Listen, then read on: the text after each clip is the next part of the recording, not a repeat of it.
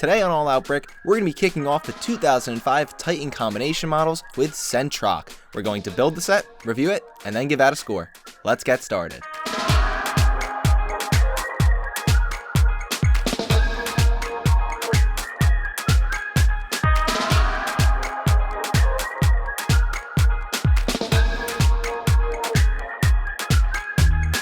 Hey everyone, I'm Christian from All Out Brick. Welcome to another Matanui Monday.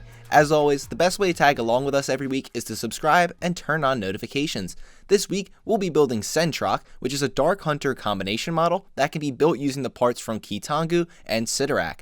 The instructions for Sentrakh can be found in the individual instruction manuals for, once again, Keetongu and Sidorak. Sentrakh was a Dark Hunter who was experimented on by the Shadowed One to become more loyal and obedient. The experiment succeeded, and Sentrakh became the Shadowed One's loyal bodyguard, trapped in a state between life and death. As stated before, this model can be built if you have both Keetongu and Sidorak, so we'll be using the pieces from those sets. To be honest, I didn't even know of this model's existence when I was younger, so I'm pretty excited now to get a chance and see what we've got here with Sentrakh. Let's go ahead, knock out the build.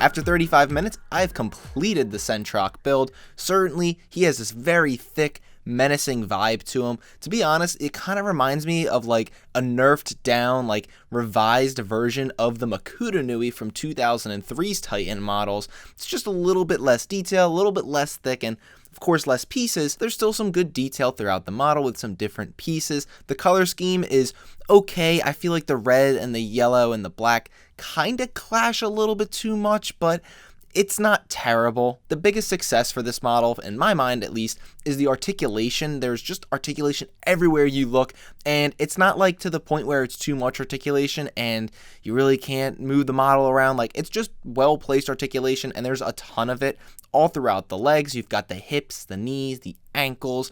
Then in the arms, there's 4 arms, so we have got some different elbow and shoulder action and wrist action going here. And then for the head, there's a little joint to move the head around. So really everywhere you look, you're going to get some good articulation. I feel like that's the most profound, biggest success. The main play function that goes beyond articulation for Sentrakh is the Rotuka spinner, which is done in a very similar way to Rudaka's. It's like this piece on the outside of the ripcord, and you put the Rotuka spinner on top of it, and then you rip that off of the ripcord, and it sends the Rotuka spinner flying. I feel like it was a good way to put the Rotuka spinner in here. Obviously, we saw it with Rudaka, but with a function such as this, and when they're trying to work it into every single 2005 set, there's really not that many ways to do it. Either you pull the spinner off or you pull the ripcord out. So I'm not like over the moon again about getting like the Rudaka style. Like for Rudaka, obviously I absolutely loved it. Now it's not as special, but it's still pretty cool. It still has that success to it. Sentrakh does have quite a few cons though. Kind of outweighs the pros with this set, just a warning. So the first thing that really bothered me with this model is the head. The design I feel like is kind of like it's not very good in like design. I mean, it kind of reminds me of like the assembly from the Muwaka and Kanira back in 2001, but like a dulled down, like smaller version of it. And the main mechanism, like with the mouth opening and closing, is just a complete failure. You can lift up the mouth and like open the jaws and stuff like that, yes, but there's nothing to hold it in place open or to like really create a powerful like crunch down. I think that's one of the things I really wanted to do with this model was get the mouth to open and close kind of like Muwaka Kanira, or even just a simple gear function or rubber band to keep it in place.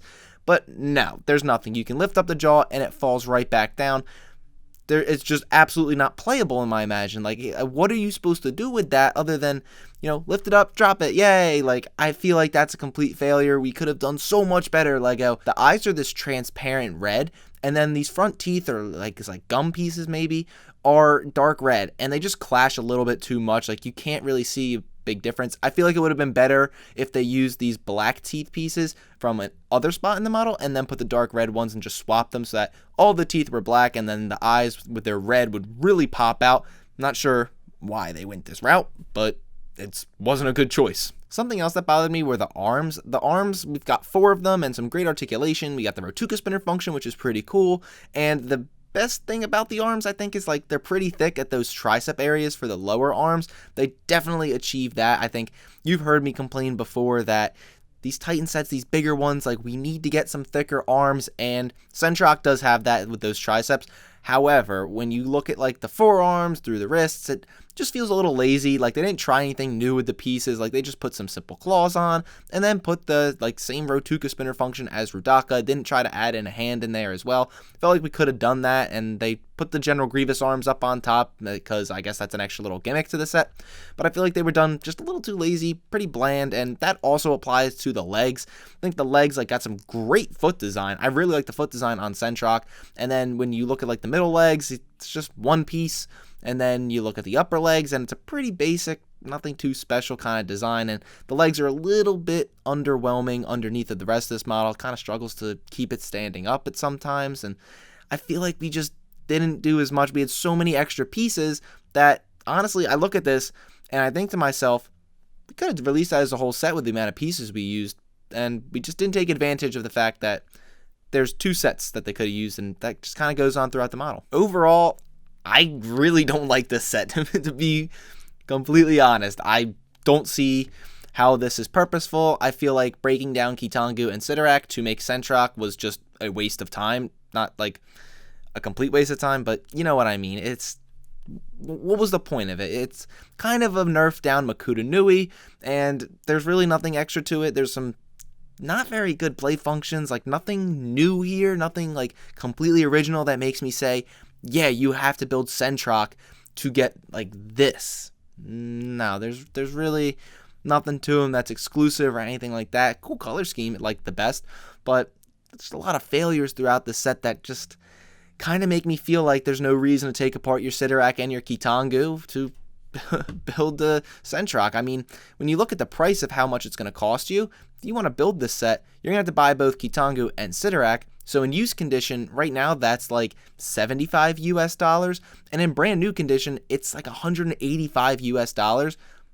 Look, I really don't need to explain it a whole lot. There is no reason you should be buying both of those sets right now just to build Sentrakh. I'm sorry, and especially in brand new sealed condition. If any of you buy those sets in brand new condition to build this set, consider me quite disappointed in this Matsunui Monday crowd, because it's not a very good combination model. I feel like this could have been released as its own set just based on the amount of pieces, but when I think about it, no, it could not be released as its own set because it's not good. It wouldn't sell good.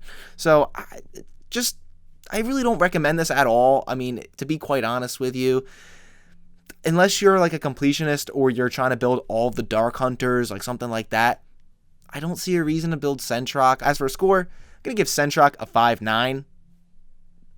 Like I said, I really don't like the set. Not a whole lot going for it. There's some cool articulation and some interesting color like scheme. Don't get me wrong. I mean, there's some good things in it, but the cons far outweigh the pros for Sentrakh. So that's why he's going to get a 5.9.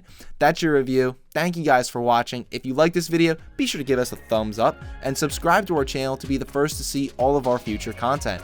Also, be sure to check us out on our website and on our Facebook and Instagram pages. Until next time, stay bricking.